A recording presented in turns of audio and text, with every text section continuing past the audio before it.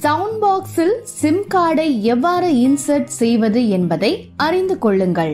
டிவைஸின் வலது பக்கத்தில் இருக்கும் ரப்பர் ஹட்ஸை திறக்கவும். சிம் ஸ்லாட்டில் சிம் கார்டை இன்சர்ட் செய்யவும்.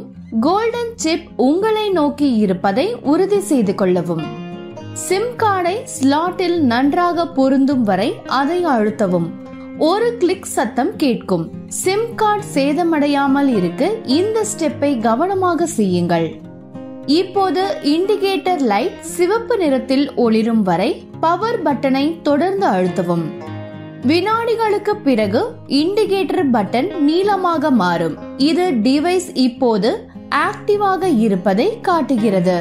நீல நிற லைட் நிலையாக ஒளிர ஆரம்பித்த பிறகு உங்களால் பேமெண்ட்களை ஏற்றுக்கொள்ள முடியும். ஆடியோ உறுதிப்படுத்தல் செய்திகளை பெறலாம்.